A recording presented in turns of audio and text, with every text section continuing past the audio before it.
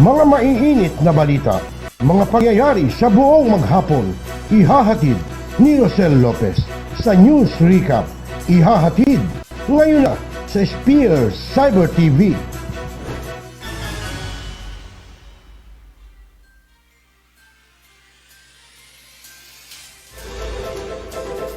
Usapin, talakayin, opinyon, lilinawin kasama si Rocel Lopez, umaarangkada sa Spear Cyber TV.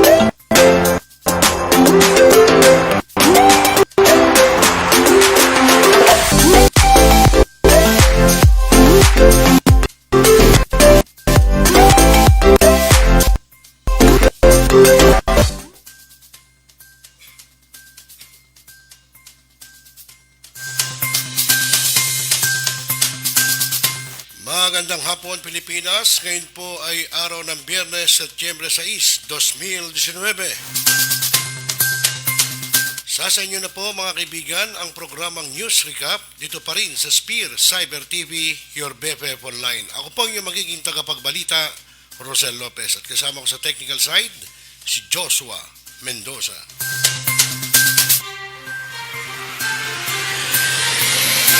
Sa ulo po ng ating mga balita mga kaibigan, singil sa kuryente, bababa ngayong buwan, rollback sa presyo ng petrolyo, inaasahan din. 1.6 bilyong pisong pondo na likom para sa produksyon ng palay sa mga lalawigan ayon sa Department of Agriculture. Militar, tutulong sa pagtugis sa napalayang mga convict. Report sa election protest ni dating Senador Bongbong Marcos, malapit ng ilabas ng Korte Suprema. At sa ating balitang pulis, 8 arestado sa magkakahiwalay na buy-bust operation sa Taguig, Caloocan at Quezon City. At sa ating balitang abroad, 10 ang patay habang 42 ang sugatan sa suicide bombing sa Afghanistan. Yan po ang ating mga headlines, ang detalye at iba pang mga pag-uulat sa aming pagbabalik. Mga maiinit na balita, mga pangyayari sa buong maghapon, ihahatid ni Rocel Lopez sa News Recap. Ihahatid ngayon na sa Spear Cyber TV.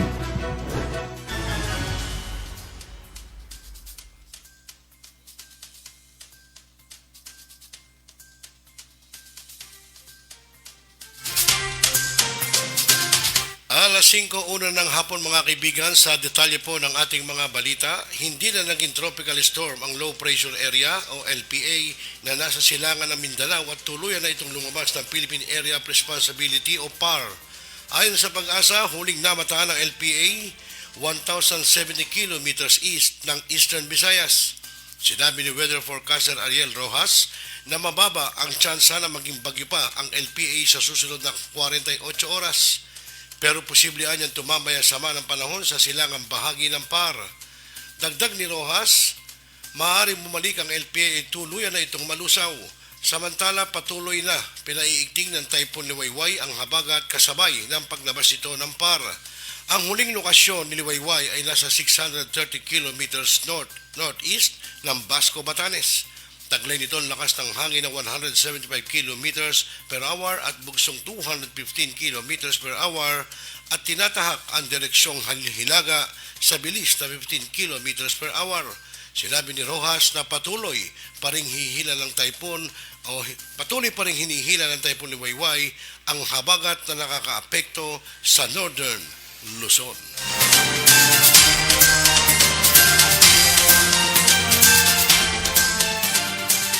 Alas 5:02 ng hapon sa ating parintampok na balita, magandang balita sa pagpasok ng bear months ang nakatagdang bawas sa singil sa kuryente at presyo ng produktong petrolyo.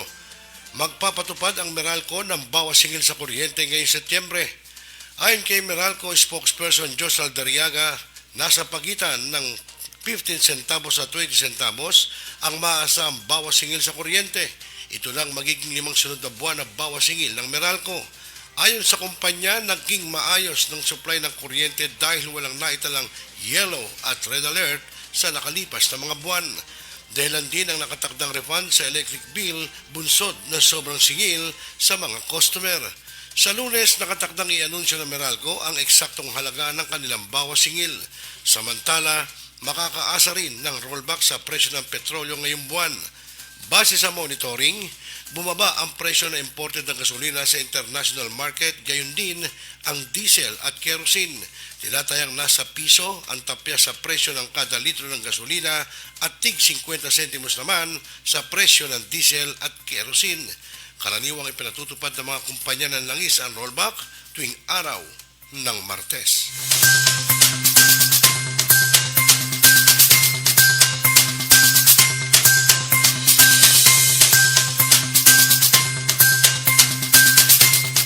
Sa atin pa rin pangunahing balita, nanawagan ang Department of Agriculture sa mga lider ng lalawigan na nagpo-produce ng palay na maglaan ng pondo para sa mga lumagupa ang produksyon ng palay sa bansa. Ayon kay Agriculture Secretary William Dar, ang pondo ay gagamitin para tulungan ang rice industry sa bansa mula sa pagbebenta ng palay. Pagpapatuyo ang nasa maibenta ito sa merkado bilang bigas. Agad tumugon ang 6 na lalawigan sa panawagan ni Dar at nakalikom ng 1.6 bilyon na pondo. Ang 6 na lalawigan ay kinabibilangan ng Isabela, Nueva Ecija, Ilocos Norte, Ilocos Sur, La Union at Pangasinan. Sinabi ni Dar na ang 6 na mga lalawigan ay nakapag-produce ng palay na umabot ng 91,176 metriko tonelada kahit sa panahon ng tagulan. Pahayag pa ng kalihim, ang pondo ay malaking tulong sa 27,000 na mga maliliit na mga magsasaka dito sa bansa.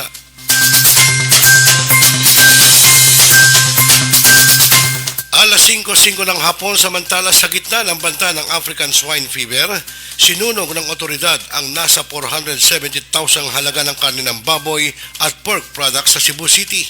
Ayon kay Provincial Veterinarian Dr. Mary Rose Bincoy, kabilang sa mga sinira ang 68 na kahon ng maling luncheon meat na nakumpiska sa Cebu Pier 1 at iba pang delatang produkto na isinuko ng mga supermarket sa lungsod. Sinabi naman ng African Swine Fever Task Force ng Cebu Province na ang sinunog ng mga produkto ay galing sa mga bansa na may naiulat na ASF. Nasa 5.9 kilos na frozen pork meat at maling na mula China ang sinira sa pamamagitan ng thermal destruction sa RRDA Petrochemical Industries sa Mandaue City. Una na ipinagbawal ng Food and Drug Administration o FDA at Department of Agriculture ang pork products mula sa 20 bansa kabilang ang China dahil sa ASF. Dahil dito ay patuloy ang maigting na monitoring ng ASF Task Force laban sa pagpasok sa bansa ng bawal na mga produkto mula sa baboy.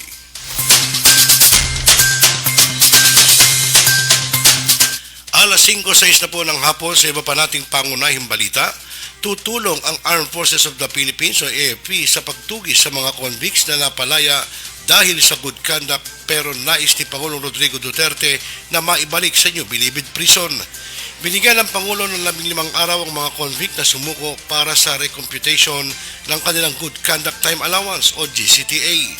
Ayon sa militar, suportado nila ang Department of Justice at Philippine National Police sa paghahanap ng napalayang NBP inmates. Tiniyak ni AFP spokesperson Brigadier General Edward Arevalo ang commitment ng militar sa ligtas na komunidad at hustisya alinsunod sa mandato ng AFP. Ayon sa datos ng DOJ, mula 2014 ay nasa 1,940 na convicts ng karumal-dumal na mga krimen ang napalaya sa ilalim ng GCTA law. Kapag hindi sumuko ang mga ito sa loob ng deadline na ibinigay ng Pangulo ay ituturing na sila ng otoridad na mga pugante.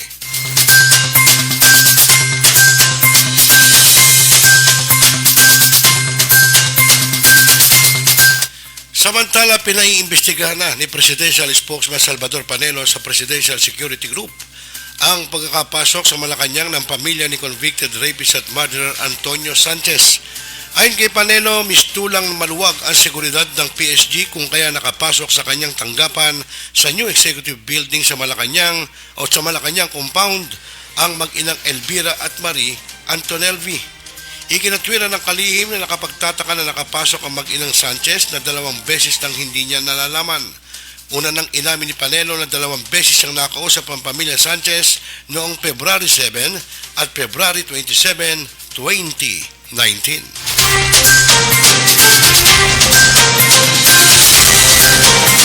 Alas 5:08 na ng hapon, samantala mga kaibigan, abay kanina kasama ko lang ito Nais na act CIS Representative Ninya Taduran at CSW Representative Romeo Momo na bumuo ng task force ang pamahalaan na sasala sa lista ng mga posibleng makalayang bilanggo sa bisa ng Good Conduct Time Allowance o GCTA law.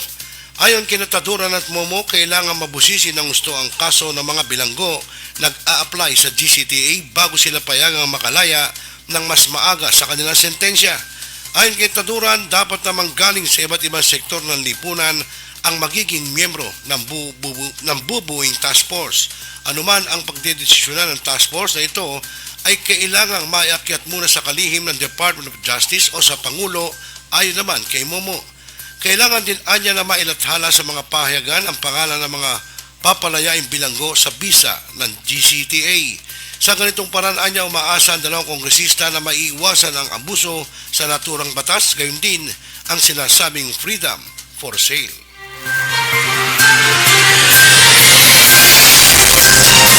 Samantala, pinaiimbestigahan na rin ng Malacanang si dating Bureau of Corrections Chief at ngayon Senador Ronald De La Rosa kaugnay sa pagkalaya ng mga bilanggo na nakinabang sa Good Conduct Time Allowance o GCTA. Sinabi ni Presidential Spokesman Salvador Panelo na bahala na ang Kongreso o iba pang sangay ng pamahalaan na mag-imbestiga kay De La Rosa. Ayon kay Panelo, kung ano man ang magiging rekomendasyon ng Kongreso at kung anong kaso ang maaaring kaharapin ni De La Rosa ay igagalang ito ng palasyo. Si De La Rosa ay nagsilbing Bureau Director noong April hanggang October 2018. Una rito, sinabi ng Pangulong Rodrigo Duterte na tiyak na nakahanda si De La Rosa na iharap ang sarili sa anumang uri ng investigasyon.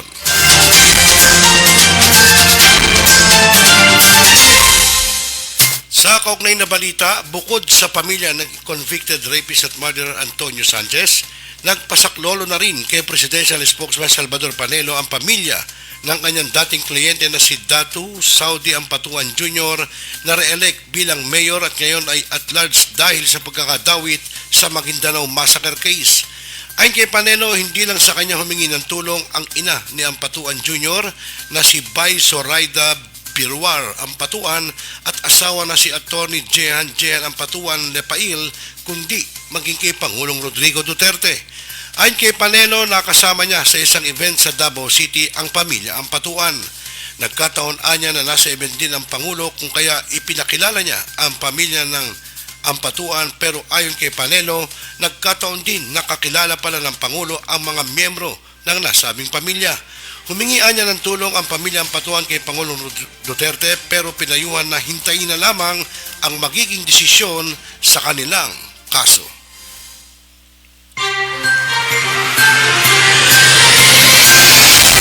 Alas 5:11 na ng hapon, samantala sa iba pang balita, malapit na umanong ilabas ng Supreme Court ang report ukol sa election protest ni dating Senador Bongbong Marcos laban kay Vice President Leni Robredo. Ayon kay Chief Justice Lucas Bersamin, malapit ang itransmit sa korte ng ponente ng kaso na si Justice Alfredo Benjamin Caguioa ang report nito ukol sa rebisyon ng mga balota mula sa 3 pilot na probinsya. Sa kanyang poll protest sa Korte Suprema na tumatayong Presidential Electoral Tribunal, inireklamo ni Marcos na sa naturang mga lugar na ganap umano ang irregularidad sa naging resulta ng eleksyon sa pagka-vice-presidente noong 2016. Dagdag ni Bersamin, ang report ni Caguioa ang magbibigay daan para talakayin ng Korte Suprema ang ibang issue ng iprinotesta ni Marcos. Kabilang dito ang umano'y malawakang dayaan sa halalan kaya siya natalo at si Robredo ang nanalong pangalawang Pangulo.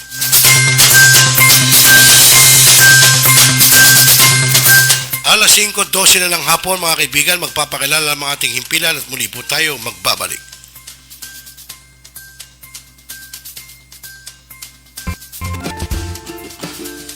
What you want to do is twist off the top. You want to squirt out a very small amount. Put the lid over and reseal it. So you can use this file 2 or 3 more times. Is tap a very, very thin layer. I'm just tapping a very thin layer on her skin, but you want to leave it about 10 or 15% damp on the skin. Do not rub it all the way in because the product works as it's drying, so you want it to allow it to do this. I'm going to start a timer. I can't see the... Now, you haven't seen anything yet. You can use Instantly Ageless before or after your makeup. First of all, you want to do all your preventative maintenance and all the good stuff first. Is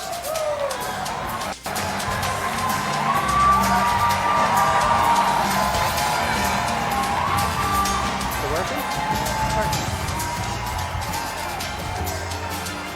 How long has it been? What do you see? Being vegan!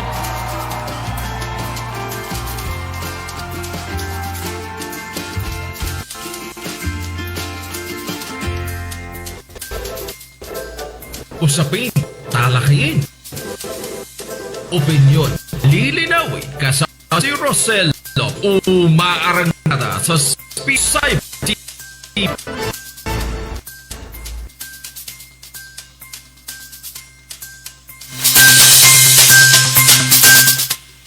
Alas 5:14 na po ng hapon mga kaibigan, muli po kayo patuloy na nakikinig at nanonood dito pa rin sa programang News Recap ng Spear Cyber TV. Sa ating pa rin po mga balita, maaring palawigin ng Commission on Elections o COMELEC ang voter registration na nakatakdang matapos sa September 30. Ayon kay COMELEC Chairman Sheriff Abbas, ang voter registration extension ay depende kung tuloy o ipagpapaliban ang barangay at sangguniang kabataan elections na gagawin dapat sa May 2020. Matatandaan na may unang pahayag si Pangulong Rodrigo Duterte na huwag munang ituloy ang naturang halalan sa susunod na taon. Binuksan ng COMELEC ang registration ng mga botante noong August 1. Ito ay sa kabila ng ilang panukalang inihain sa Kongreso na ipagpaliban ang barangay at SK election sa October 2022. Para mas maraming mahikayat na magparehistro, nagsasagawa ang COMELEC ng voter registration sa kanilang satellite offices maging sa mga mall.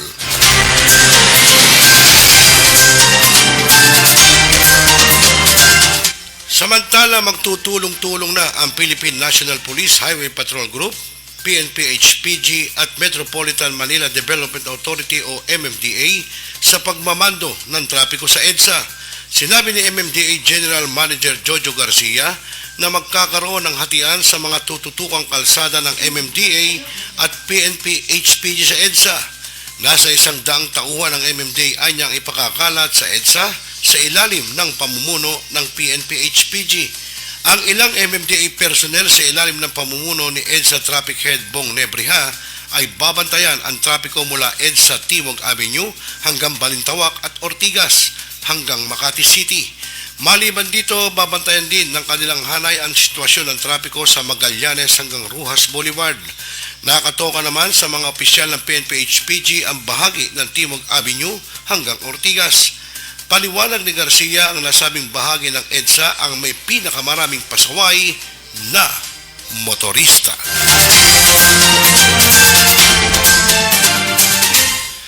Alas 5:17 ng hapon, samantala inihirit ni Senator Bongo na magkaroon ng special audit kung paano ginamit ang pondo ng Philippine Health Insurance Corporation o PhilHealth. Sa ikalawang pagdinig ng Senado, hiniling ni Go sa Commission on Audit na magsagawa ng special audit sa paggamit ng pondo ng PhilHealth at magsumite ng resulta nito sa Office of the Ombudsman. Partikular na sinabi ng Senador ang hiling nito kay COA Chairperson Michael Aguinaldo. Hinamo naman ni Go ang kasalukuyang presidente ng PhilHealth na si retired Army General Ricardo Morales na agad magpatupad ng mga reforma para masawata ang korupsyon sa PhilHealth.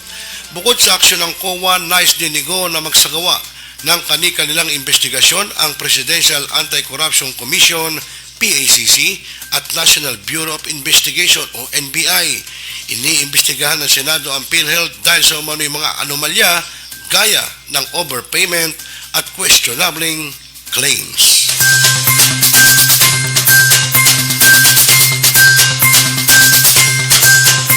Samantala, pangungunahan ni Pangulong Rodrigo Duterte ang inaugurasyon ng relocation site para sa mga biktima ng landslide sa Naga City.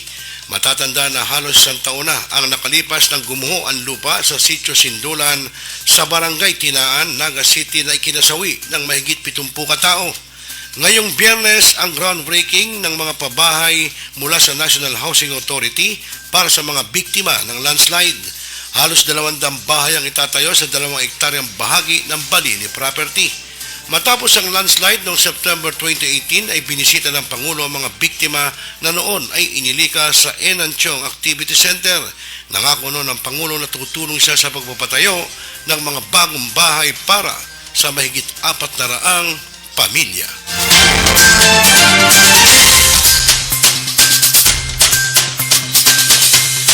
Alas 5:19 po ng hapon sa kaugnay pa ring balita, pinangunahan ni Pangulong Rodrigo Duterte ang inaugurasyon ng relocation site para sa mga biktima ng landslide sa Naga City.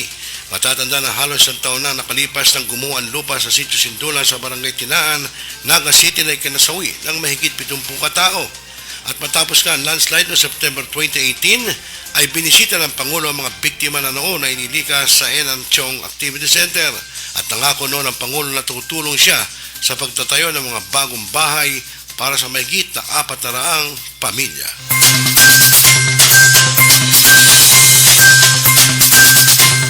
Alas 5:19 na po sa atin naman balitang pulis, arestado ang 8 katao sa magkakahiwalay na buy-bust operation sa Taguig, Caloocan at Quezon City. Sa Taguig, timbog ang 4 na drug suspects, kabilang ang isang retiradong sundalo. Unang nakatanggap na impormasyon ng pulisya sa iligal na gawain ng isang alias Pedro na batay sa nakumpiskang ID ay nakilalang dating miyembro ng Philippine Army. Naaktwa sa drug session ng retiradong sundalo, asawa nito at 2 lalaki na umuupa sa kanilang bahay. Umamin ang 4 na gumagamit ng droga pero tumanging sila ay nagtutulak ng droga. Nakuha sa mga itong 6 na sachet ng shabu at mga drug paraphernalia. Sa Caloocan naman, naaresto ang 2 suspect sa operasyon sa Bagong Baryo, Caloocan. Nagpanggap na bayan ng pulisya at nakuha sa mga suspect ang 2 sachet ng shabu. Nabatid na isa sa mga suspect ay isang big-time pusher habang ang isa pa ay nakulong na sa kasong illegal possession of firearms. Sa Quezon City naman, nasa 408,000 na halaga ng shabu ang nakuha sa 2 lalaki sa operasyon ng Philippine Drug Enforcement Agency o PDEA sa West Avenue. Nakumpiska sa mga suspect ang 60 gramo ng shabu. Ayon sa pulisya, ang 2 ay nagbabagsak ng droga hindi lamang sa Quezon City kundi pati sa monumento.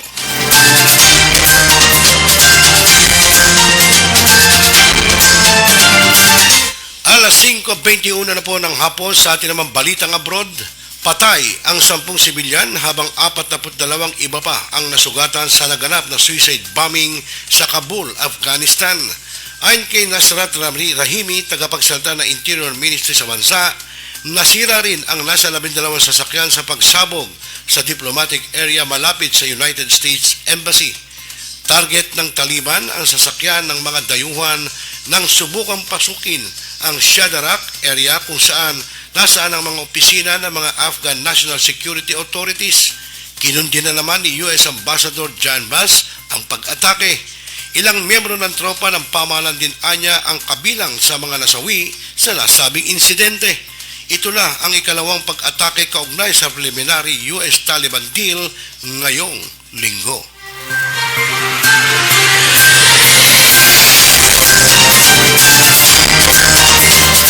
Sa atin naman balitang sports sa oras na alas 5:22 po ng hapon, tahasang sinabi ng isang Bicolano coach na dapat ikonsidera na ng Pilipinas ang tulong mula sa ibang mga coach na may napatunayan na sa mga international competition sa basketball kung nais talagang masungkit ang tagumpay.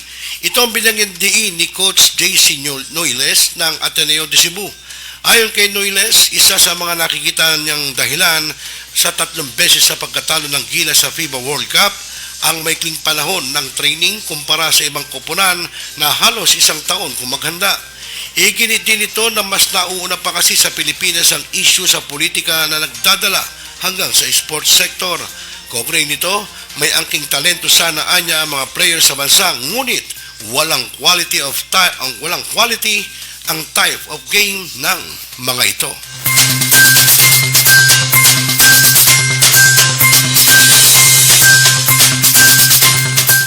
Yan po mga kaibigan ang naging kabuuan ng ating news recap para sa araw na ito, araw ng Biyernes, Setyembre 6, 2019. Muli po sa ating mga headlines, singil sa kuryente, bababa ngayong buwan, rollback sa presyo ng petrolyo, inaasahan din.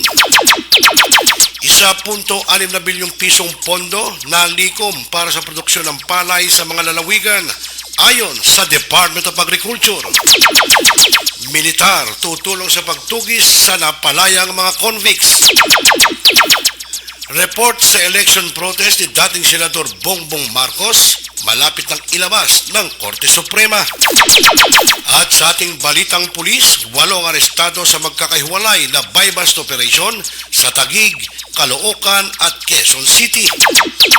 At sa ating balitang abroad, 10 ang patay, hambang 42 ang sugatan sa suicide bombing sa Afghanistan. Yan po naging kabuuan ng ating news recap mga kaibigan. Muli po ang inyong naging tagapagbalita, Rocel Lopez, at nakasama ko sa technical side, si Joshua Mendoza. Magandang hapon Pilipinas, mabalos!